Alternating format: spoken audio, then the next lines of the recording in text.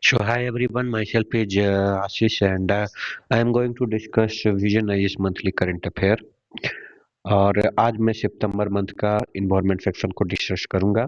तो पहली टॉपिक है सितंबर मंथ में कि यूनाइटेड नेशन हाई सी ट्रीटी ये क्यों न्यूज में है। तो treaty for conservation and sustainable use of marine biological diversity area beyond natural jurisdiction, that is a BBNJ agreement, also known as High Sea Treaty, is set to enter into force after rectification by 60 countries। 60 देशों के rectification के बाद जो treaty है जो conservation and sustainable use of marine biological diversity को लेकर है, जो beyond natural jurisdiction area beyond natural jurisdiction में आता है। मरीन बायोलॉजिकल डाइवर्सिटी मतलब एक होता है नेशनल जुरिडिक्शन में, एक आता है कोस्टल कंट्री में, वो उसके अतिरिक्त जो एरिया होती है particular nautical mile national jurisdiction में आती है, उसके अतिरिक्त जो एरिया होती है उसे कहा जाता है बियॉन्ड नेशनल जुरिडिक्शन। सो वहां पर जो मरीन बायोलॉजिकल डाइवर्सिटी है उसको प्रोटेक्ट, प्रिजर्व एंड कंजर्व करने के लिए एंड सस्टेनेबल यूज करने के लिए ये जो ट्रीटी है इसे कहा गया है BBNJ agreement. So basically it is beyond national jurisdiction agreement है एंड आल्सो नोन एज, इसे हाई सी ट्रीटी कहा जाता है। सेट टू इंटरफोर्स 60 देशों के रेक्टिफिकेशन के बाद ये लागू होने वाला है। सो बीबीएनजे एग्रीमेंट के बारे में जानते हैं। BBNJ treaty is aim to ensuring the conservation and sustainable utilization of marine biological diversity in area beyond national jurisdiction, that is area beyond economic exclusive zone. तो इकोनॉमिक एक्सक्लूसिव जोन ऐसा zone होता है जहां पर coastal country का अपना खुद का वहां पर दायित्व होती है, वहां पर खुद वो अपना लॉ लगा सकता है, अपना वहां का मिनरल को एक्सप्लोर कर सकता है, वहां का जो भी है खुद के लॉ के अकॉर्डिंग। बट जो area beyond national exclusive economic exclusive zone होता है वहां पर यूनाइटेड नेशन का लॉ लागू होता है। तो ये बीबीएनजे ट्रीटी है, इसको इसका एम ये है कि कंजर्व करना है और सस्टेनेबल यूटिलाइजेशन करना है मरीन बायोलॉजिकल डाइवर्सिटी को, जो कि नेशनल जुरिडिक्शन के बाहर का एरिया हो मरीन सेक्टर में, ओके, समुद्र में। सो it is an international treaty under the United Nations Convention on Law of Sea। United Nations Convention of Law on Sea के अकॉर्डिंग में इंटरनेशनल ट्रीटी है। So BBNJ agreement will be the third implementation agreement under UN clause। Other are कौन कौन सा है? 1994 में एक part 11 implementation agreement के नाम पर एक एग्रीमेंट हुई थी जो एड्रेस कर रही थी exploration and extraction of mineral resource in the international seabed area. तो इंटरनेशनल सीबेड एरिया में जो मिनरल मिलती है उसको एक्सप्लोरेशन और यूटिलाइजेशन और एक्सट्रैक्शन करने के लिए ये एक लॉ बनाया गया था यूनाइटेड नेशन द्वारा, एक ट्रीटी बनाया गया था जिसे 1994 पार्ट 11 इम्प्लीमेंटेशन एग्रीमेंट कहा जाता है। सो अनदर वन है 1995 में United nation fish stock agreement है जो एड्रेस करती है conservation and management of starting and highly migratory fish stock. Starting और हाईली माइग्रेटरी फिश स्टॉक को एड्रेस करती है कंजर्वेशन एंड मैनेजमेंट करने के लिए, ओके। सो ये दो एग्रीमेंट है, तीसरा एग्रीमेंट आपका बीबीएनजे एग्रीमेंट हो गया। तो agreement also stabilise funding mechanism stabilise कर रहा है किस प्रकार से पैसा का जो मैकेनिज्म होता है, वित्तीय mechanism, and setup institutional agreement including conference of party जो होती है, कोई भी एग्रीमेंट का एक इंस्टीट्यूशनल बॉडी होता है, एंड वेरियस सब्सिडरी बॉडी, एक clearing house mechanism and secretariat, और भी छोटा छोटा सब्सिडरी बॉडी और क्लियरिंग हाउस। एक क्लियरिंग हाउस है जो भी कोई भी लॉ बन रहा है या कुछ नियम बन रहा है या कुछ भी ऐसा है एक्सप्लोरेशन को रिलेटेड, तो वहां पर एक क्लियरिंग हाउस होना चाहिए कि आपने किस तरह से मिनरल को एक्सप्लोर कर रहे हो, ये लॉ को वायलेट कर रहा है या ना, तो उसके लिए एक मैकेनिज्म बनाने के लिए क्लियरिंग हाउस मैकेनिज्म है और एक सेक्रेटेरिएट को स्टेबलाइज कर रहा है। सो the treaty is a mandate to enter into force 122 day after the 60 country ratify। तो 120 डे के अंदर आपको ये ट्रीटी का मैंडेट को रेक्टिफिकेशन करना है। ये ट्रीटी मैंडेट करता है कि आपको 120 दिन के अंदर ये ट्रीटी को लागू कर देना है।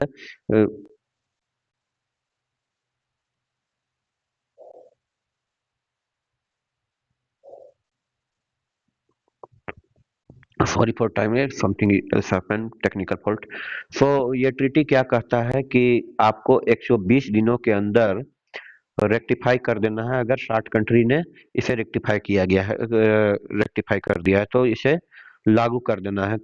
सो एज ऑन 30 सितंबर 2025 को, 30 सितंबर 2025 की बात कर रहा है, 145 कंट्री साइन कर चुका है और 74 कंट्री रेक्टिफाइड कर चुका है, तो ये डेफिनेटली लागू होने वाला है। India sign treaty but not rectified. Bharat के संदर्भ में ये कहा जाता है कि भारत ने इसे साइन करा है पर रेक्टिफाइड नहीं किया है। तो member not part of UN close can also join the BBNJ agreement. तो जो मेंबर है जो यूएन क्लोज का पार्ट नहीं है, United Nation convention on the law of the sea, इसका पार्ट नहीं है, वो भी इसको रेक्टिफाई कर सकता, वो भी इसको ज्वाइन कर सकता है एग्रीमेंट को। सो की पिलर में अगर ध्यान दिया जाए, क्या क्या पिलर है? Marine protected area. Marine protected area में क्या कर रहा था? Treaty will create a mechanism to stabilize a marine protected area and other conservation management tool on the high sea. High sea में आपको क्या करना है? मरीन प्रोटेक्टेड एरिया और अदर कंजर्वेशन, जो कंजर्वेशन करने के लिए मैनेजमेंट टूल स्टेबलाइज करना है। ओके, उसका मैकेनिज्म तैयार करना है। मरीन प्रोटेक्टेड एरिया क्या होता है? Typically clear defined geographical space होता है, क्लियर डिफाइंड जियोग्राफिकल स्पेस होता है, recognise, dedicated and manage through legal and other effective mean. Recognize किया जाता है, डेडिकेटेड और मैनेज किया जाता है legal and other effective mean के through, and to conserve marine biodiversity and ecosystem. इसका मेन मोटो क्या होता है? मरीन बायोडाइवर्सिटी को कंजर्व करना और इकोसिस्टम को प्रिजर्व करना है। सो ये एक जियोग्राफिकल स्पेस है। रिकॉग्नाइज होता है, recognise, dedicated and manage through legal और अदर इफेक्टिव मीन। मतलब लीगल थ्रू में और अदर इफेक्टिव मीन, जिस तरह से रिकॉग्नाइज प्रोटेक्ट किया जा सके उसके थ्रू। जियोग्राफिकल स्पेस में रिकॉग्नाइज स्पेस को रिकॉग्नाइज करना है, डेडिकेट करना है, मैनेज करना है, किस चीज के लिए? बायोडाइवर्सिटी को कंजर्व करने के लिए और इकोसिस्टम को प्रिजर्व करने के लिए। फॉर मरीन जेनेटिक रिसोर्स क्या होती है? Fair financial and non financial benefit from the commercial application of genetic material source from the high seas marine organisms such as bacteria, coral, and deep sea sponges that can be used in the medicine, cosmetic, food and biotechnology। तो from marine में, high sea में जो जितना भी minerals पाए जाते हैं, जितना भी बायोमास पाए जाते हैं, लाइक बैक्टीरिया हो गया, जो कोरल रीफ हो गया, पॉलिप्स हो गया या डीप सी स्पंजेस हो गया, उससे बहुत से मेडिकल सेक्टर में और मिनरल सेक्टर में एंड कॉस्मेटिक सेक्टर में उसकी यूज की जाती है। तो उसको फाइनेंशियल किस तरह से उसको मैनेज करना है, तो fair financial and non financial benefit from the commercial application, उसका किस प्रकार से कमर्शियल एप्लीकेशन करके फाइनेंशियल और नॉन फाइनेंशियल बेनिफिट को फेयर करना है। genetic material sourced from high sea marine organisms such as bacteria, coral, and deep sea sponges that can be used in the medicine, cosmetic, food and biotechnology। तो ये सब जो है marine genetic resources के अंदर में आता है। For capacity building and transfer of marine technology. Capacity building और ट्रांसफर मरीन टेक्नोलॉजी क्या होती है? Attempt to assist developing country in implementing the treaty by sharing knowledge, skill and technology. Capacity building किस तरह से करेंगे? आप नॉलेज को शेयर करेंगे, स्किल और टेक्नोलॉजी को डेवलप करेंगे। किस सेक्टर में? मरीन टेक्नोलॉजी के सेक्टर में। तो असिस्ट डेवलपिंग कंट्री को क्या करना है? सहायता प्रदान कर रहा है इम्प्लीमेंटिंग किस चीज को इम्प्लीमेंशन करने के लिए? जो नॉलेज है मरीन टेक्नोलॉजी से रिलेटेड, स्किल है, टेक्नोलॉजी है, उसको शेयर करना है। तो इस तरह से क्या करना है? कैपेसिटी बिल्डिंग करना है और ट्रांसफर ऑफ मरीन टेक्नोलॉजी। तो कैपेसिटी भी बिल्डिंग कीजिए, आप उसमें इन्वेंशन करिए किस तरह से मरीन टेक्नोलॉजी बेहतर हो सकती है, ताकि आप उसका इकोनॉमिक यूटिलाइज कर सके and preserve and biological preservation and conservation भी कर सके। इस चीज में डेवलपिंग कंट्री को असिस्ट कर सकते हैं। Okay, and environmental impact assessment, ये क्या होता है? EIA होता है। High sea activity such as deep sea mining, जो हाई सी में डीप सी माइनिंग होती है in the area beyond national border to conduct assessment and follow international standard that can be shared transparently। तो क्या होता है कि अगर कोई कंट्री एक हाई सी एरिया में ज्यादा एक्सप्लोर कर रहा है तो वो इलीगल हो जाएगा। सभी का उसमें इक्वल वैल्यू होती है, इक्वल अधिकार होता है कि हाई सी एरिया को किस तरह एक्सप्लोर कर सके और वहाँ का बायोडाइवर्सिटी और इकोलॉजिकल सिस्टम को बिना इम्पैक्ट किए ज्यादा। तो इन्वायरमेंटल इम्पैक्ट असेसमेंट क्या करता है? हाई सी एक्टिविटी जो भी होती है, जैसे डीप सी माइनिंग हो गया in area beyond national border, border national beyond के बाहर होता है। टू कंडक्ट असेसमेंट, असेसमेंट करता है। फॉलो स्टैंडर्ड, स्टैंडर्ड तो अंतर्राष्ट्रीय स्टैंडर्ड को फॉलो करने को, एंड ट्रांसपेरेंसी को मेंटेन करने के लिए ये असेसमेंट है। Okay, environment impact assessment for expectation to agreement. Expectation to agreement क्या है? Expectation to element not apply to any exception. क्या है एक्सेप्शन में? देखिए कि not apply to any warship, warship पे अप्लाई नहीं हो रही। एक्सेप्शन में ये आ रहा है military aircraft and naval auxiliary. जो मिलिट्री एयरक्राफ्ट होते हैं या नेवल एक्सिलरी होती है, यहाँ पर ये अप्लाई नहीं हो रही है।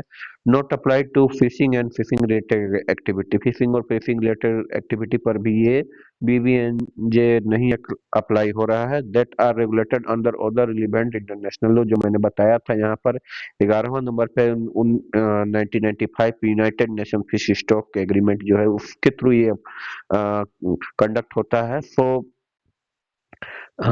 फिशिंग रिलेटेड एक्टिविटी पर भी ये अप्लाई नहीं होता है। The obligation is concerning the utilization of MGR यानी marine genetic resource and their digital sequence information do not apply to a party military activity including those by government vessel and aircraft in non commercial service. जो government vessel है, aircraft है, non commercial service पर ये इस पर apply नहीं होगा, military activity पर नहीं अप्लाई होगा।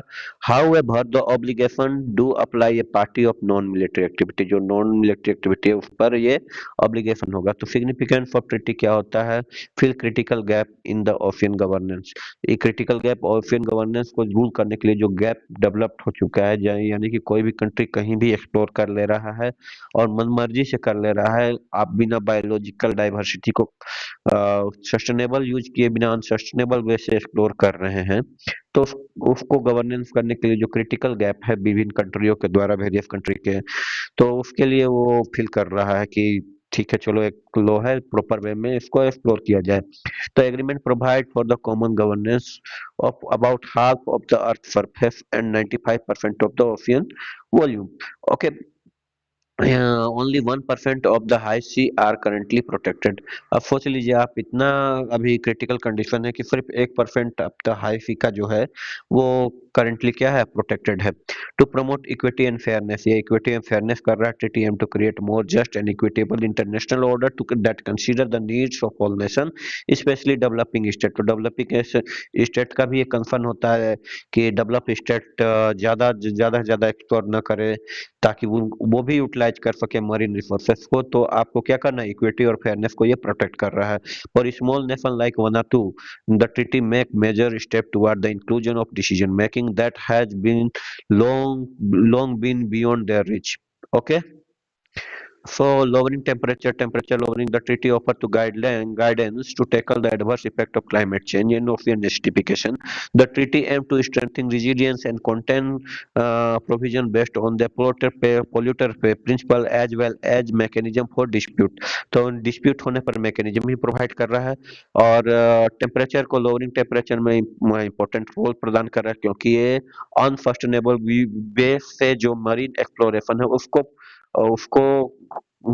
टैकल कर रहा है। ठीक है, सो ये adverse impact of climate change पे भी इम्पैक्ट करेगा, उसको भी टैकल करेगा ये ट्रीटी। एंड ओशियन एसिडिफिकेशन जो हो रही है उसको भी टैकल कर रहा है इस तरह से, क्योंकि ये सस्टेनेबिलिटी को प्रमोट कर रहा है। And treaty aim to strengthening resilience and content provision based on polluter play principle. Polluter play principle ये होता है कि आप जो पोल्यूट कर रहे हैं, इन्वायरमेंट को डिग्रेडेट कर रहे हैं, तो आपको उसका पेमेंट करना होगा आपको। ओके, तो ये पोल्यूटर पे प्रिंसिपल को भी, मैकेनिज्म को भी जो है सो इम्फेसाइज कर रहा है, एंड डिस्प्यूट को भी ये कंट्रोल करने का काम कर रहा है। सो इंडिजिनियस एंड लोकल नॉलेज क्या होता है? Agreement acknowledge the importance of traditional knowledge held by indigenous people and local community and integrate into its core principle and operational process. तो जो ट्रेडिशनल नॉलेज है लोकल पीपल का, जो Iceland में रहने वाले ट्राइब्स हैं या लोकल लोग हैं,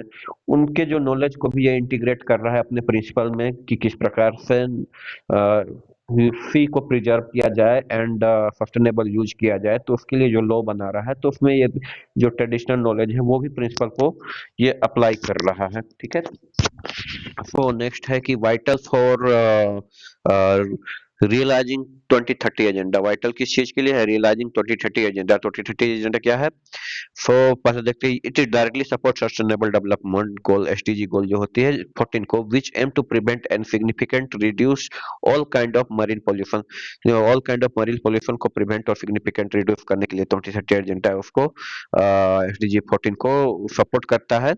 And it is essential for to achieving the 20, 30 by 30 target, an international pledge to protect 30% of planet land and sea by 2030। 2030 तक 30% प्लानट को प्रोटेक्ट करने का जो टारगेट है, 30 into 30 ये टारगेट है, इसको भी अचीव करने के लिए ये इम्पोर्टेंट है। For significant for India, India के प्रोस्पेक्टिव में देखा जाए तो reinforces India long standing support, reinforces India long-standing support for United Nations clause as the constitution of the ocean. तो भारत का शुरू से ये डिमांड रहा है कि यूएन क्लोज को लागू किया जाए, जो कि कॉन्स्टिट्यूशन ऑफ द ओशियन है, एक नियमावली है ओशियन को यूज करने के लिए। And complement India blue economy and initiative like deep ocean mission. तो भारत का डीप ओशियन मिशन और ब्लू इकोनॉमी का जो पॉलिसी है, ये दोनों को कम्प्लीमेंट करता है। फॉर चैलेंजेस की बात करी जाए तो चैलेंजेस क्या होता है? Lack of universal rectification. Lack of universal rectification है क्योंकि treaty strength is uncertain because some of the world biggest player, the US, China, India are yet to rectify। तो भारत, चीन और अमेरिका जैसा बड़ा बड़ा कंट्री अभी भी इसको रेक्टिफाई नहीं किया है। Conflict with the national interest, national interest से कॉन्फ्लिक्ट करता है, जैसे treaty call for setting up the marine protected area which conflict with the many state territorial claim in the dispute water such as South China Sea. तो बहुत जगह ऐसा क्या है कि मरीन प्रोटेक्टेड एरिया बनाने का बात करा जा रहा है, तो बहुत देश में ऐसा क्या है कि अभी भी टेरिटोरियल डिस्प्यूट चल रही है, जैसे साउथ चाइना सी में जापान और चाइना के बीच में टेरिटोरियल डिस्प्यूट है। सो ऐसा स्थिति में कॉन्फ्लिक्ट का सिचुएशन क्रिएट कर दे रहा है। इंफॉर्मेशन डिफिकल्टी क्या कहती है? टीटी does not stabilise its own punitive enforcement body, it largely rely on the individual country flag state to regulate their own vessel and company that violate the rule। तो United nation का दूसरा body के जैसा इसमें अपना जो enforcement body नहीं है। आप कंट्री पर रिलाई कर रहे हो कि आप जो देश है, कोस्टल कंट्री है, वो अपना रेगुलेशन खुद फॉलो करे, वेफल और ऑल कंपनी रूल को, जो वायलेट ना करे इस ट्रीटी को, ठीक है। तो इसका अपना क्या है? प्यूनिटिव इन्फोर्समेंट बॉडी नहीं है। सो treaty lack of enforceable accountability, as it does not compel high income country active in the marine genetic research to disclose the resource assessed or profile generated। Okay, then आगे बात करते हैं limited scope and inconsistency. treaty failed to include mechanism to guarantee that developed country fulfill their commitment regarding technology transfer and capacity building for low and middle income country। तो treaty क्या कर रहा है? Fail हो जा रहा है किस चीज को इंक्लूड करने के लिए? उस मैकेनिज्म को जो गारंटी करता है कि डेवलप्ड कंट्री जो है वो अपना कमिटमेंट को फुलफिल करे। ओके, किस चीज को रिलेटेड कमिटमेंट? टेक्नोलॉजी ट्रांसफर और कैपेसिटी बिल्डिंग को रिलेटेड कमिटमेंट, जो कि उसको लो एंड मिडिल इनकम कंट्री में टेक्नोलॉजी ट्रांसफर करना है एंड कैपेसिटी बिल्डिंग को प्रमोट करना है। ये जो कमिटमेंट है, इस चीज को फुलफिल करने में ये मैकेनिज्म पर्याप्त नहीं है, ये फेल हो जा रहा है। तो वे फॉरवर्ड की बात करी जाए तो क्या है? Encourage major maritime power to rectify. Encourage करना है major maritime power to rectify, जैसे कि use platform like United Nation General Assembly G20 and United Nation ocean conference to build diplomatic momentum. तो बड़ा बड़ा जो प्लेटफॉर्म है उसको इनकरेज किया जाए कि आप रेक्टिफाई करो, जैसे यूएन जनरल असेंबली हो गया, या G20 हो गया, या यूनाइटेड नेशन ओशियन कॉन्फ्रेंस हो गया। तो डिप्लोमेटिक मोमेंट क्रिएट करने के लिए आप प्लेटफॉर्म करो बड़ा बड़ा प्लेटफॉर्म में कि माहौल क्रिएट करना है कि इस ट्रीटी को रेक्टिफाई करो। सो स्ट्रेंथिंग इन्फोर्समेंट मैकेनिज्म। स्ट्रेंथिंग क्या करना है? इन्फोर्समेंट मैकेनिज्म को स्ट्रेंथ करना है। किस तरह से? Develop a global compliance and monitoring system under United nation. तो यूनाइटेड नेशन के अंदर में क्या करो? एक global compliance and monitoring system को डेवलप करो, जो मॉनिटर करे कि आप इस ट्रीटी को ऑपरेट प्रॉपर कर रहे हो या इसको वायलेट कर रहे हो। ओके, तो इस तरह से इन्फोर्समेंट मैकेनिज्म डेवलप करना है, स्ट्रेंथ करना है। And resolving conflict with the national interest, conflict जो हो रही है नेशनल इंटरेस्ट में उसको रिजॉल्व करना पड़ेगा। जैसे promote regional cooperation framework like ASEAN for the South China Sea or IORA for the Indian Ocean Rim Association for the Indian Ocean to harmonize marine protected area with the national claim। तो आप क्या करो, regional cooperation framework को promote करना पड़ेगा, जैसे कि ASEAN है साउथ चाइना सी को लेते, और इंडियन ओशियन रीजन एसोसिएशन है इंडियन ओशियन को लेकर, ताकि हार्मोनाइज किया जा सके marine protected area with the national claim, with the national claim. Okay, national claim के अंतर्गत हार्मोनाइज किया जा सके। So food support for developing country, afford क्या करना, support for developing country and stabilize financial and technology transfer mechanism, financial और technology transfer mechanism develop करना होगा through the global environment facility United Nation development ocean programme and the green climate plan. तो एक प्रकार से इसमें financial और technological transfer करने का मैकेनिज्म को डेवलप करना होगा, स्टेबलाइज करना होगा, किसके थ्रू, जीईएफ के थ्रू। जीईएफ जो इसी के लिए स्पेशलाइज बॉडी है फाइनेंशियल और टेक्नोलॉजी ट्रांसफर करने के लिए, ओके, यूएनडीपी का। तो उसी के अकॉर्डिंग में इसको उसी के अंतर्गत एक बॉडी भी स्टेबलाइज करना होगा इसमें, इसको भी। And United Nation development ocean programme और ग्रीन क्लाइमेट फंड जैसा फंड बनाना होगा, ताकि financial and technology transfer proper way में हो सके। एंड स्ट्रेंथनिंग इन्वायरमेंट सेफगार्ड को स्ट्रेंथनिंग करना होगा। कैसे करना होगा, एक्सपेंड इन्वायरमेंट इम्पैक्ट असेसमेंट को एक्सपेंड करो to include unplanned and accidental activity. उसमें इन्वायरमेंट इम्पैक्ट असेसमेंट में क्या करना है, इंक्लूड कर देना है अनप्लान्ड और एक्सीडेंटल एक्टिविटी को, जैसे कि ऑयल स्पिल होता है, शिप ब्रिक होता है, या डीप सी माइनिंग एक्सीडेंट होता है। तो आप ईआईए जो होता है, जो असेसमेंट करता है डिग्रेडेशन को, उसको इन्वायरमेंटल डिग्रेडेशन को जो असेस कर रहा है, इन्वायरमेंट इम्पैक्ट असेसमेंट का यही रोल होता है। तो आप इसमें अनप्लान्ड और एक्सीडेंटल एक्टिविटी को भी आप इस असेसमेंट में इंक्लूड कर दीजिए। सो अब देखते हैं United Nation convention on the law of the sea क्या होता है, यूएन क्लोज क्या होता है, often called as constitution of the ocean. इसे समुद्र का संविधान कहा जाता है। Is the primary international treaty governing use of the sea and ocean. तो सी और ओशियन को गवर्न और यूज करने के लिए प्राइमरी इंटरनेशनल ट्रीटी है। एडॉप्ट किया गया है 1982 में, रेक्टिफाइड किया गया है 1994 में। और स्टेट पार्टी की बात करी जाए तो 171 पार्टी स्टेट इंक्लूडिंग है इंडिया के साथ, have rectified it. Kyrgyzstan rectified it on the 20 सितंबर 2025। तो लेटेस्ट कौन है, किर्गिस्तान ने रेक्टिफाई किया। मैरीटाइम जोन क्या होता है, territorial sea up to 12 nautical mile, 12 nautical mile तक मैरीटाइम जोन होता है। ओके, टेरिटोरियल सी होता है, टेरिटोरियल सी कहाँ तक होता है, 12 नॉटिकल माइल तक from baseline. And full sovereignty इसमें क्या होता है, कोई भी कोस्टल कंट्री का 12 नॉटिकल माइल तक फुल सॉवरेनिटी होता है वहां पर ऑपरेट करने के लिए।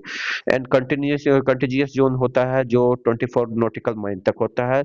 Enforcement right for the custom, immigration, sanitation and security. तो कोई भी कोस्टल कंट्री को यहाँ पर राइट दिया जाता है कस्टम से रिलेटेड, इमिग्रेशन से रिलेटेड, सैनिटेशन से रिलेटेड एंड सिक्योरिटी से रिलेटेड।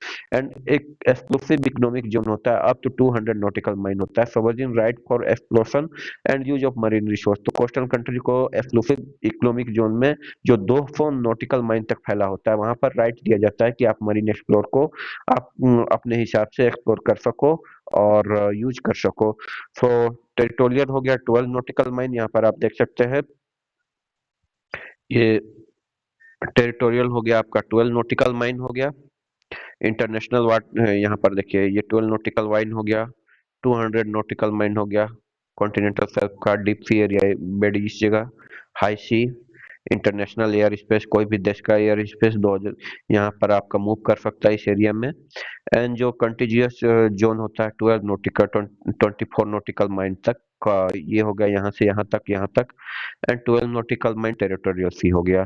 सो 200 नॉटिकल माइल तक, यहाँ तक आपका कोई भी कंट्री, इस एरिया तक, यहाँ तक आपका कोई भी देश जो होता है वो अपना हिसाब से मिनरल रिसोर्स को यूज कर सकता है।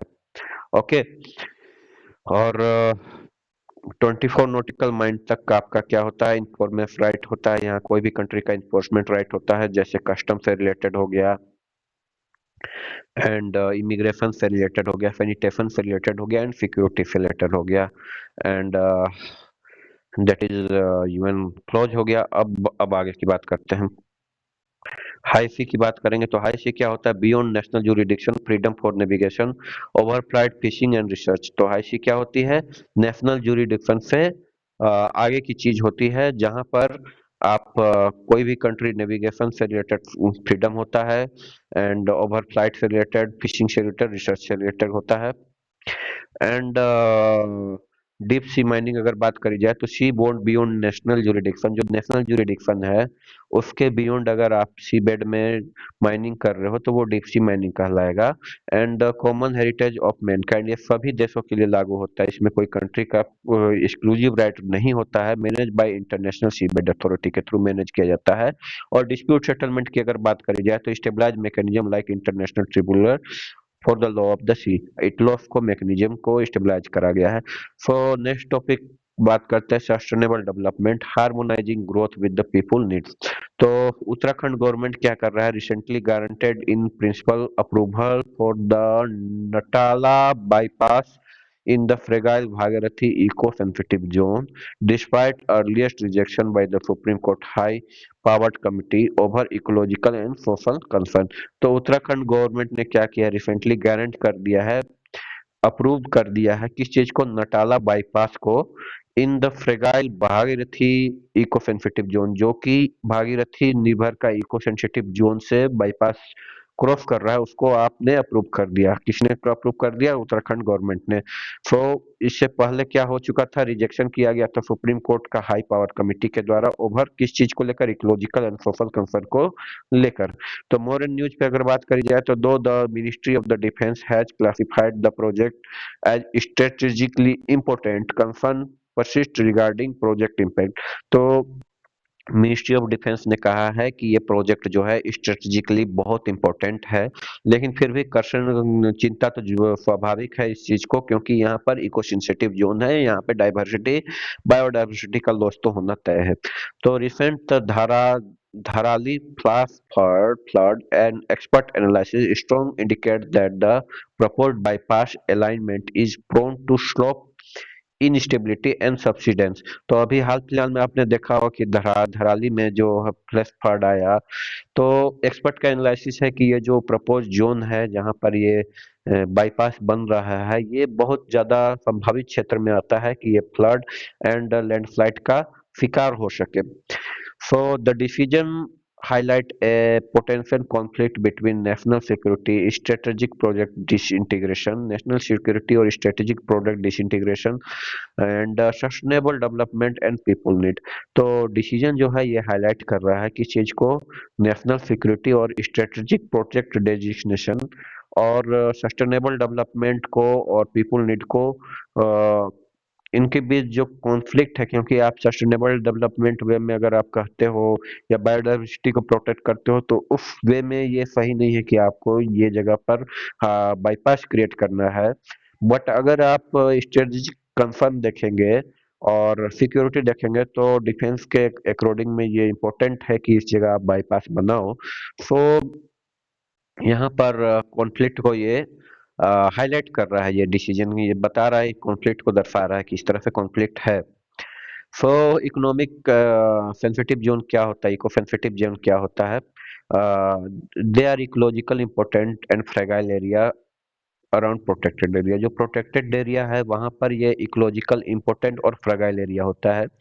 And notified by central government, notified करता है under the environment protection act 1986। So eco sensitive zone guideline classified activity under 3 category. ये क्या करता है, एक्टिविटी वहां पर जो फ्रेगाइल एरिया है और इकोलॉजिकल इंपॉर्टेंट एरिया है वहां पर एक्टिविटी को क्लासिफाइड करता है इको सेंसिटिव जोन। पहला है कि प्रोहिबिटेड एक्टिविटी, यहाँ यानी कि ये एक्टिविटी इस जगह में नहीं हो सकती। इसमें कौन कौन सा आता है, जैसे कमर्शियल माइनिंग वहां पर नहीं हो सकता है, settling of industry causing pollution, कोई भी इंडस्ट्री ऐसा नहीं सेटल किया जा सकता जो पॉल्यूशन काउज करे। एंड दूसरा है रेगुलेटेड, रेगुलेटेड में क्या होता है, felling of the tree, stabilisement of hotel and resort. तो होटल और रिसोर्ट और पेड़ों को काटना ये रेगुलेटेड एक्टिविटी एक्टिविटी में आ जाती है। परमिटेड एक्टिविटी में क्या आ जाती है कि ongoing agriculture and horticulture practice by local community, dairy farming. तो जो लोकल कम्युनिटी जो पहले से किए आ रहे हैं एग्रीकल्चर प्रैक्टिस को, ये परमिटेड एक्टिविटी में आती है। लेकिन इसमें भी आपको रूल एंड रेगुलेशन का फॉलो करना होगा। आपको बायोडायवर्सिटी को डिग्रेडेट नहीं कर सकते हैं। So why there is conflict between sustainable development and people need? आप कह रहा है कि क्यों कॉन्फ्लिक्ट है सस्टेनेबल डेवलपमेंट और पीपल नीड में। तो देखिए, economic development dependence of people on the natural resource. तो मेनली क्या है कि लोग तो इकोनॉमिक तौर पर नेचुरल रिसोर्स पे डिपेंडेंट तो होते ही हैं। जैसे लाइवलीहुड रिजिलियंस की बात करी जाए तो ट्राइबल हो गया, पेस्टरलिस्ट हो गया, या small farmer depend on the forest होता है। जो ट्राइबल होते हैं, जो घुमंतू लोग होते हैं, या स्मॉल छोटे छोटे फार्मर होते हैं, वो मुख्य तौर पर नदियां, जंगल और चारागाह भूमि पर डिपेंडेंट होते हैं, यानी कि फॉरेस्ट, रिवर और ग्रेजिंग लैंड पर डिपेंडेंट होते हैं। जैसे national park restrict practice like grazing. तो कोई भी नेशनल पार्क में होता है, वहां पर आप ग्रेजिंग प्रैक्टिस नहीं कर सकते हो। सो यहाँ पर तो कॉन्फ्लिक्ट तो होगा सस्टेनेबल डेवलपमेंट और पीपल नीड में। एंड स्मॉल बिजनेस क्या होता है, जैसे shutting down polluting industry like brick kilns and enforcing strict regulation in the textile sector reduce job opportunity for the daily wage earner. तो ब्रिकनिक में आप चिमनी लगाते हो, चिमनी से धुआं निकलता है, वो पॉल्यूशन क्रिएट करता है। तो आपको इको सेंसिटिव जोन या एफआई जोन में जो बायोडाइवर्सिटी इंपॉर्टेंट है, बायोडाइवर्सिटिकली इंपॉर्टेंट है, तो वहां पर ये परमिट नहीं करी जाती है। तो इन लोगों का तो नीड है कि आप पैसा कमाना है, बट आपको इकोनॉमिक और इन्वायरमेंट को भी प्रोटेक्ट करे, इकोनॉमी के साथ इन्वायरमेंट को भी देखना है। तो ये क्या होता है, यहाँ पर कॉन्फ्लिक्ट का केसेस हो जाती है। ठीक है। एंड स्ट्रिक्ट रेगुलेशन जो है, जैसे कि टेक्सटाइल सेक्टर वगैरह, जहाँ से हार्मफुल केमिकल रिलीज होती है, जो रिवर को पोल्यूट कर रही है, तो ऐसे ऐसे जगह पर स्ट्रिक्ट रेगुलेशन करा जा रहा है। तो इकोनॉमिक लॉस तो डेफिनेटली होगा, लेकिन इन्वायरमेंट प्रोटेक्शन भी होगा। तो आपको दोनों को मैनेज करके चलना होगा, अदरवाइज कॉन्फ्लिक्ट तो होना ही होना है।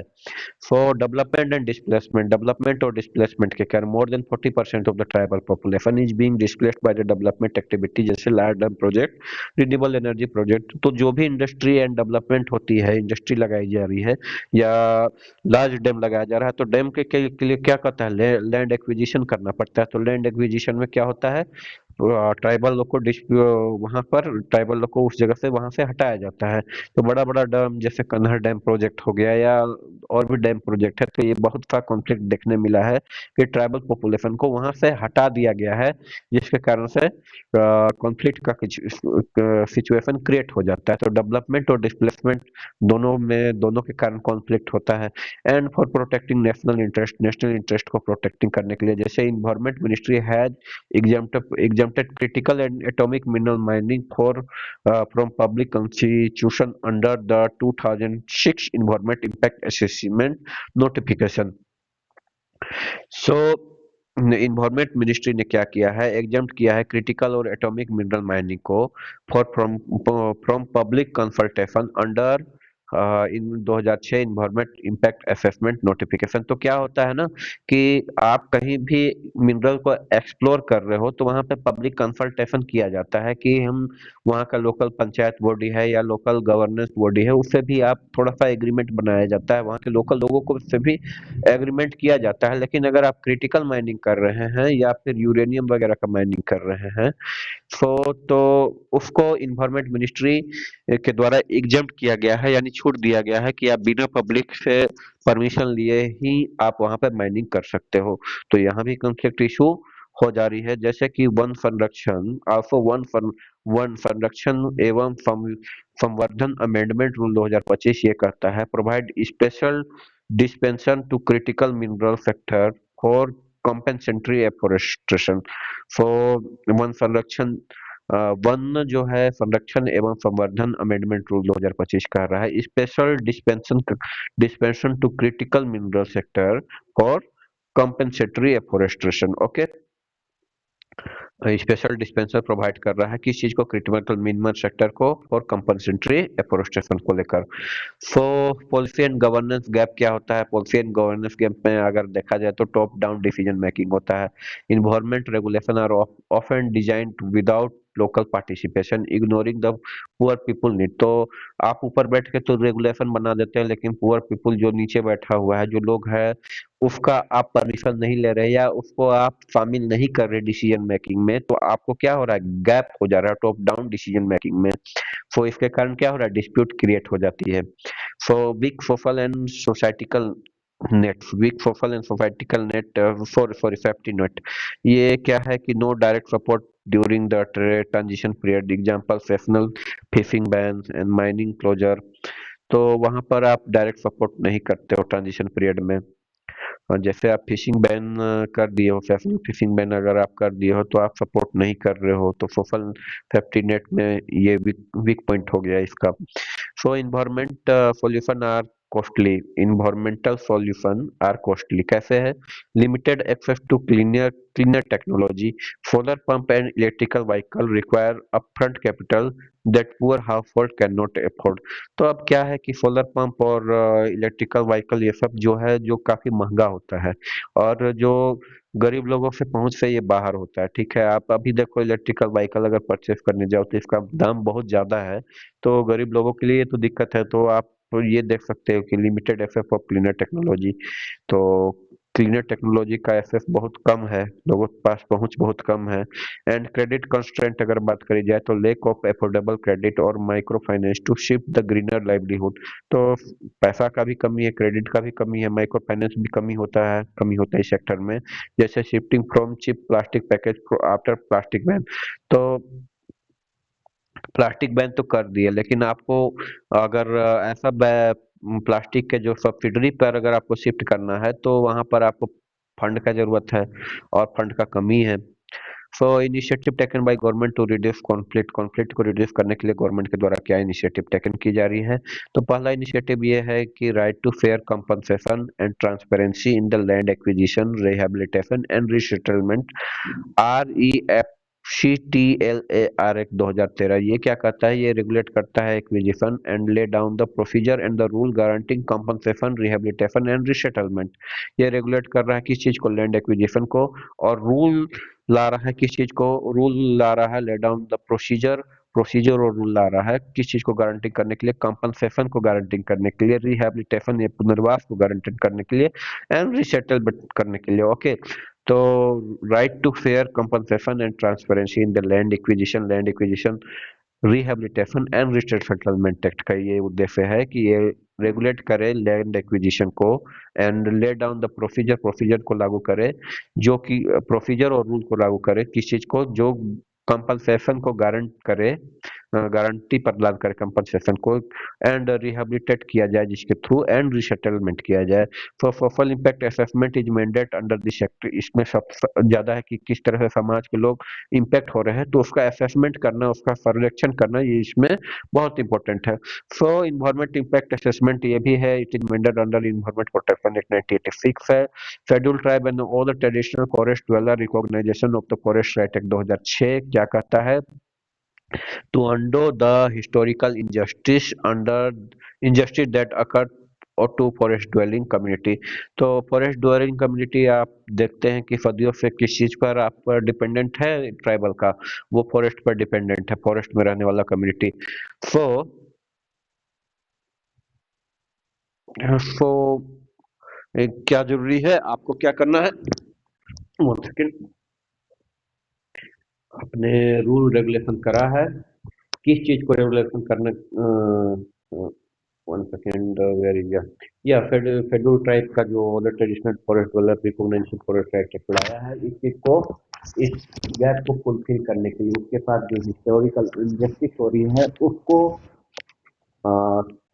दूर करने के लिए, उसको फुलफिल करने के लिए, ताकि इन्वायरमेंट प्रोटेक्शन में उस शेड्यूल ट्राइब को डिस्टर्बेंस न हो, उस फॉरेस्ट ड्वेलर ट्राइब को डिस्टर्बेंस न हो।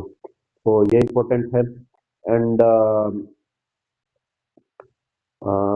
Compulsory afforestation fund act, CAMPA जो होता है, mandate using fund partly for the community development जो है, उसमें ये मैंडेट करता है जो फंड है उसको कम्युनिटी डेवलपमेंट में भी इस्तेमाल कर सके।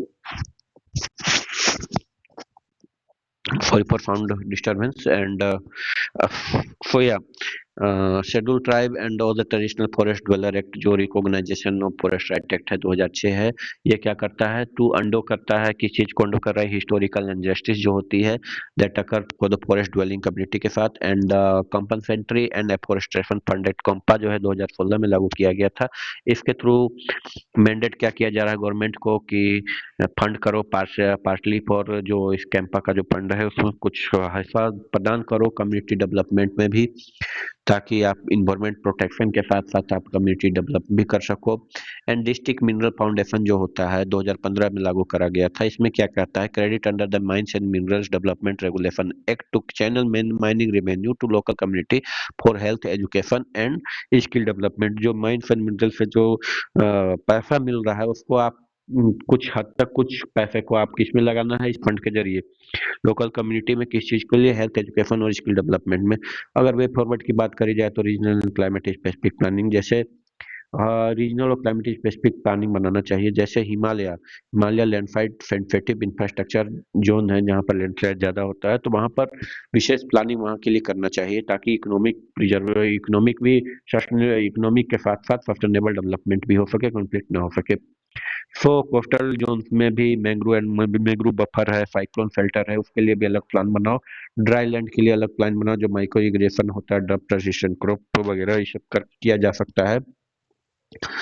सो strengthening environment justice system, environment justice system को स्ट्रेंथ करो, जैसे fast track NGT National Green Tribunal को बनाना है, फास्ट ट्रैक करना है। Improve capacity for state pollution control board का पॉल्यूशन कैपेसिटी को बढ़ाओ। And make environment impact assessment and more transparent. Environment impact assessment को क्या करना है, अधिक से अधिक ट्रांसपेरेंट करना है। सो पार्टिसिपेटरी डिसीजन मेकिंग की अगर बात करी जाए तो social audit can include local community in project planning to balance need and sustainability. तो सोशल ऑडिट में क्या करो, लोकल कम्युनिटी को इंक्लूड करो, किस चीज को लेकर, प्रोजेक्ट करने के लिए प्रोजेक्ट प्लानिंग को लेकर, जिससे क्या हो, बैलेंस किया जाए नीड्स और सस्टेनेबिलिटी दोनों को।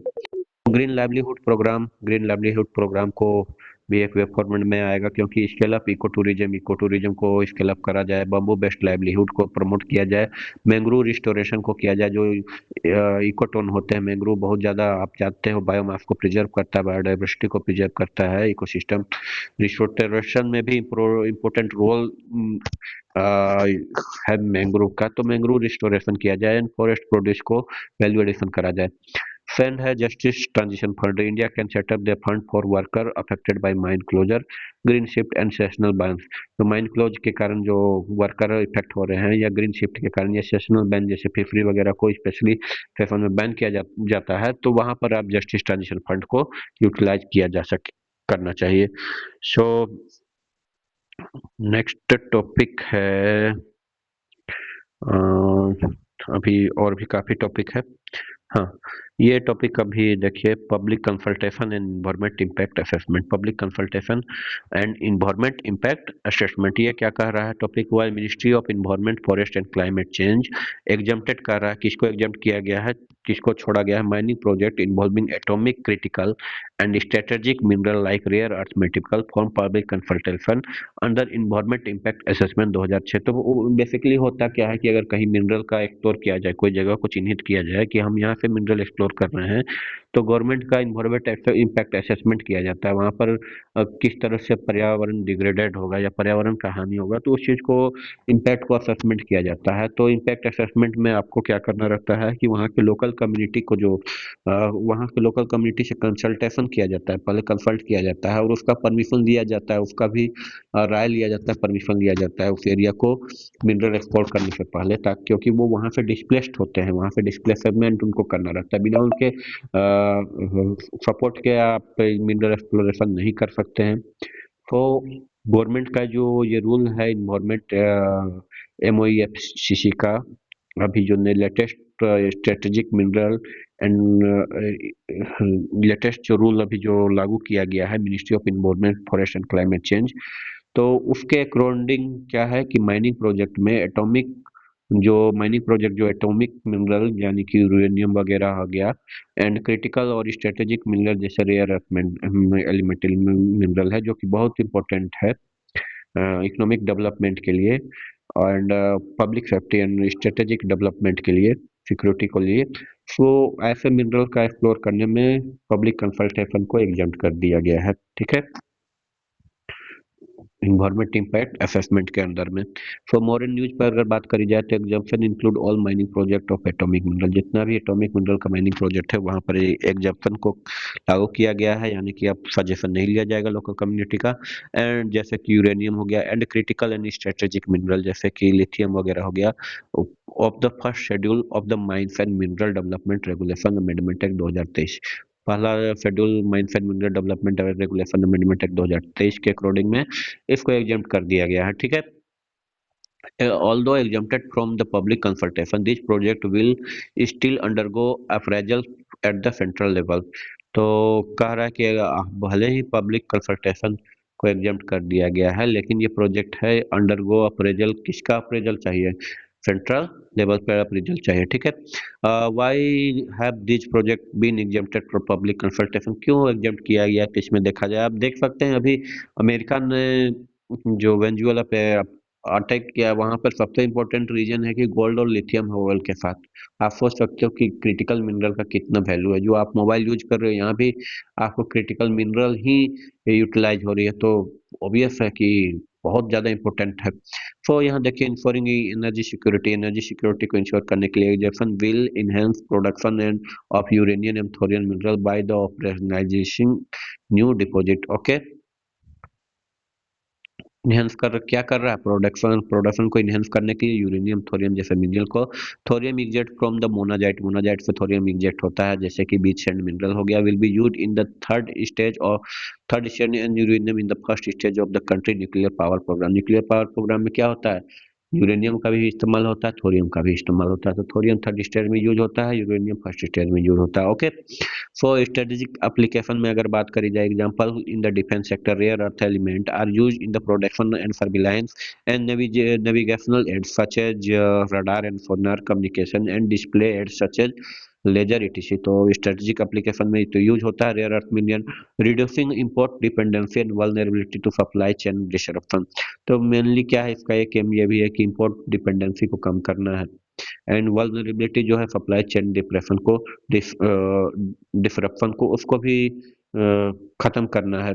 तो REER scarcer in India and RE tends to rare earth element, scarcer मतलब बहुत कम है in India, and their production and supply is concentrated in the limited geographical around the world. तो ये बहुत ही कम है, पहला तो स्केरर है इंडिया में, एंड दूसरा चीज है कि उसका जो प्रोडक्शन और सप्लाई जो है बहुत ही लिमिटेड जियोग्राफिकल एरिया में अराउंड वर्ल्ड में से होता है, तो इसलिए इसका बहुत इंपॉर्टेंस है। Other attract investment by reducing operationalization time and enabling speedy approval and promote economic competitiveness। तो आपको क्या करना है? ज्यादा से ज्यादा खत्म करना है झंझट को। झंझट बोले तो आपको मिनरल एक्सप्लोरेशन से पहले जो ऑपरेशनलाइजिंग टाइम होता है, अप्रूवल लेना वगैरह, और थोड़ा सा डिस्प्यूट वगैरह को, इस ये सब चीज को दूर करने के लिए ये किया गया है जल्दी से जल्दी। एंड इकोनॉमिक कॉम्पिटिटिवनेस, इकोनॉमिक जो कंपटीशन होता है उस चीज को भी प्रमोट करने के लिए भी ये रूल लाया गया है, ठीक है। तो what is a public consultation in environment impact assessment? Public consultation क्या होता है? It is a process by which concern of the local affected person and other stakeholder in the environmental pro impact of the project और activity design are afforded. Okay, तो इसमें क्या होता है कि लोकल अफेक्टेड पर्सन और stakeholder है। जैसे आप कोई माइंस को, सपोज दैट आपने कहीं एक माइंस को खोजा और उस एरिया में माइंस मिला है, वहां पे आप एक्सप्लोर करना है, तो वहां के लोकल लोग पीपल तो वहां पे डिस्टर्ब होंगे ही, वहां डिस्प्लेस होंगे, उनका घर होगा। तो आपको क्या करना होता है कि यहाँ पर इट इज क्या है ये पब्लिक कंसल्टेशन क्या होता है? तो प्रोसेस होता है जहां पर आप by which the concern of the local affected person, concern local affected person का कंसर्न को लेकर, और other stakeholder in the environment impact of the project and activity designer ascertained. तो वहां पर लोकल लोगों का भी कंसर्न को भी कैरी करा जाता है। चलिए, तो कैटेगरी ऑफ प्रोजेक्ट की बात करी जाए, it is required for the usually all category A and category B project, तो ये मेनली कैटेगरी ए और कैटेगरी बी प्रोजेक्ट में ही ये रिक्वायर होता है। For two component of the public consultation क्या होता है, पहला तो public hearing at the site and it closure close proximity होता है, जहाँ पर क्लोज प्रोक्सिमिटी है जिस साइट का, वहाँ और वहाँ जिस जगह पर हो रहा है वहाँ के लोगों को पब्लिक हियरिंग करना, वहाँ के लोगों को सुनना है। And obtain written responses from concern stakeholder, जो कंसर्न स्टेक होल्डर है उससे रिटर्न रिटर्न क्या है, रिस्पॉन्सेज को आपको ऑब्टेन करना पड़ता है। ठीक है। For conducting agency state pollution control board और union territory pollution control board, ये दोनों है कंडक्टिंग एजेंसी है। And the proceeding must be send to the concerned regulatory authority within 45 days of receiving the applicant request। तो आपको क्या करना है, प्रोसीडिंग यहाँ कह रहा है मस्ट बी सेंड, जरूर से जरूर सेंड किया जाना चाहिए कंसर्न रेगुलेटरी अथॉरिटी को 45 दिनों के अंदर of receiving the applicant request. तो एप्लीकेशन रिक्वेस्ट का 45 दिनों के अंदर आपको कंसर्न रेगुलेटरी अथॉरिटी के पास प्रोसीडिंग को भेजना ही पड़ेगा। ठीक है। For concern associated with the, सबसे पहले स्टेप देखते हैं इन्वायरमेंट इम्पैक्ट असेसमेंट का क्या होता है। पहले तो स्क्रीन करा करो, स्क्रीनिंग करो कि कहाँ पर माइनिंग होने वाला है। ठीक है। फिर स्कोपिंग करना है, उसका क्या स्कोप कर सकते हैं। एंड पब्लिक कंसल्टेशन करना है, पब्लिक कंसल्टेशन लोगों से मिलो, वहाँ का राय जानो कि आप इसमें एग्री हैं कि नहीं है, आपको अगर यहाँ से हटाया जाए आप। एंड अप्रेजल करना है, वहाँ पे अप्रेजल करना भी होता है। तो डिस्प्लेसमेंट अगर होता है तो आप डिस्प्लेसमेंट के बाद आपको वहाँ पर आपको पैसा देना होगा, आपको घर देना होगा, प्रोटेक्ट प्रॉपर एरिया में आपको बसाना होगा, उसके लिए अप्रूव वगैरह करना पड़ता है। ठीक है। आप ऐसे ही नहीं छोड़ सकते हो कि किसी को भी वहाँ से डिस्प्लेस करके छोड़ दिए। सो कंसर्न क्या है, diluting environment governance, environmental governance को क्या कर रहा है, कमजोर कर रहा है। कैसे, undermine legal mandate under environment impact assessment 2006, जो लीगल मैंडेट बनाया गया था 2006 में, उसको कम कर रहा है, अंडरमाइनिंग कर रहा है। And set a precedent for the dilution on environment impact norm, तो इन्वायरमेंट इम्पैक्ट नॉर्म को कमजोर करने के लिए, डाइल्यूशन करने के लिए ये एक प्रकार का प्रेसिडेंट कर रहा है, सेट कर रहा है। So exemption weakness environment democracy guarantee under the Article 21 right to life and clean environment and Article 48 protection of environment। तो Article 21 बेसिकली जो फंडामेंटल राइट में आता है उसमें क्या होता है, राइट टू लाइफ को गिवन किया गया है, और उसमें क्लीन इन्वायरमेंट का भी प्रोसीजर है, यानी कि रेगुलेशन है, मतलब प्रोवाइड किया गया है क्लीन इन्वायरमेंट का भी राइट को। तो उसको क्या कर रहा है, वीक कर रहा है। ठीक है। और आर्टिकल 48 जो प्रोटेक्शन ऑफ इन्वायरमेंट है उसको भी ये वीक करता है। ठीक है। So reduce quality of project appraisal. Local population raises site specific concern as they are more aware about their places। तो रिड्यूस क्या कर रहा है, क्वालिटी कर रहा है प्रोजेक्ट अप्रेजल को, प्रोजेक्ट अप्रेजल का क्वालिटी को क्या कर रहा है, आप रिड्यूस कर दे रहे हो, क्योंकि लोकल पॉपुलेशन को पता रहता है साइट स्पेसिफिक कंसर्न को, as they are more aware about places, उन लोगों को ज्यादा पता है उस जगह का, तो वहां पर उस चीज को लेकर साइट स्पेसिफिक कंसर्न के बारे में लोगों को ज्यादा जानकारी होती है। तो आप उसको क्या कर रहे हो, क्वालिटी को रिड्यूस कर दे रहे हो, प्रोजेक्ट अप्रेजल का क्वालिटी को। ठीक है। क्योंकि आप लोकल पॉपुलेशन का रोल को कम कर दे रहे हो, बिना आप अप्रूवल का आप कर रहे हो।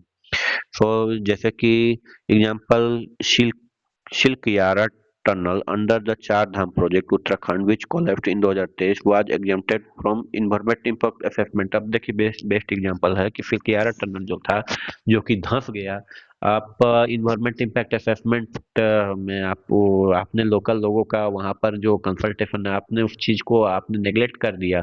परिणाम ये हुआ कि उन लोगों को ज्यादा जानकारी थी उस जगह पे कि क्या हो सकता है, और वो टनल तो धंस गया। तो ये चीज होगा। ओके। एंड ट्रिगर कॉन्फ्लिक्ट होता है, absence of early engagement can lead to protest, litigation and unrest like closure of steel copper plant in Tamil Nadu after violent protest। तो आप अगर लोकल कंसल्टेशन नहीं करते हो तो क्या हो सकता है कि आप वहाँ पे वॉयलेंट रिवॉल्यूशन या वॉयलेंट प्रोटेस्ट का भी शिकार हो सकते हो। अभी राजस्थान में भी आपने देखा होगा कि बिट्टा पत्थर लोग पे उतर आए थे, किस तरह से बीटिंग हो रही थी, छत्तीसगढ़ में भी ऐसा हो रहा है, तमिलनाडु में भी हुआ। तो ये प्रॉब्लम हो सकता है। ओके। सो अंडरमाइनिंग पार्टिसिपेशन गवर्नमेंट, अंडरमाइन किस चीज को कर रहा है? पार्टिसिपेटरी गवर्नेंस को अंडरमाइन किया जा रहा है। It is based upon the citizen, ठीक है, owning a voice in the policy formulation. तो पार्टिसिपेशन गवर्नेंस क्या होता है कि सिटीजन पे बेस्ड होता है, जो कि उसके वॉइस को ले लिया जाता है, उसकी आवाजों को लिया जाता है पॉलिसी फॉर्मुलेशन करने के लिए, एंड इम्प्लीमेशन दैट इम्पैक्ट और इन्फ्लुएंस देम। सो इम्प्लीमेंट करने के लिए and implementation that impact and influence them. So इस चीज में पार्टिसिपेटरी गवर्नेंस को कम कर दिया गया है, लोगों का बात कम सुना जा रहा है, तो पार्टिसिपेटरी गवर्नेंस कम होती जा रही है। Erode transparency and accountability. Community may remain unaware of the project. तो आप बिना कंसल्टेशन के कर रहे हो तो कम्युनिटी क्या होगा, प्रोजेक्ट का जो आउटकम है उससे अनअवेयर भी हो सकते हैं, ठीक है। मे remain unaware of the project, तो वहां पे आप ट्रांसपेरेंसी और अकाउंटेबिलिटी को कमजोर कर रहे हैं। So potential violation of international commitment, तो इंटरनेशनल में भी कमिटमेंट कुछ है तो उसको ही वायलेंस कर रहा है, जैसे goes against principle of the Rio declaration. Rio declaration जो 1992 का प्रिंसिपल है, उसके उसका वो आप वायलेंस कर रहे हैं, ठीक है। एंड आराहुस कन्वेंशन जो 1998 का है, उसको भी आप वायलेट कर रहे हो। सो 1998 अराउस कन्वेंशन क्या करता है? Concern access to information, public participation in decision making and access to justice in the environment matter. तो इसमें क्या करना है, जो पब्लिक पार्टिसिपेशन जो है उसको इम्प्रूव करना है, इसको डिसीजन मेकिंग में पब्लिक पार्टिसिपेशन को लाना है, एंड इन्वायरमेंट रिलेटेड जो मैटर है, इन्वायरमेंट जस्टिस का भी लोकल लोगों को पार्ट बनाना है। तो ये इंफॉर्मेशन शेयरिंग से बेसिकली रिलेटेड है, लोकल लोगों को इंफॉर्मेशन देना है। तो और उस कन्वेंशन लोकल पार्टिसिपेटरी को इम्प्रूव करता है, तो 1998 में ये आया था, तो आप इसको भी कमजोर कर रहे हो, ओके, वॉयलेट कर रहे हो। तो इन्वायरमेंट इम्पैक्ट असेसमेंट की बात करी जाए, इन्वायरमेंट इम्पैक्ट असेसमेंट क्या है? In India it initiated with the impact assessment of a river valley project in the late 1970 के बाद ये बना था, रिवर वैली प्रोजेक्ट से रिलेटेड था के कारण। सो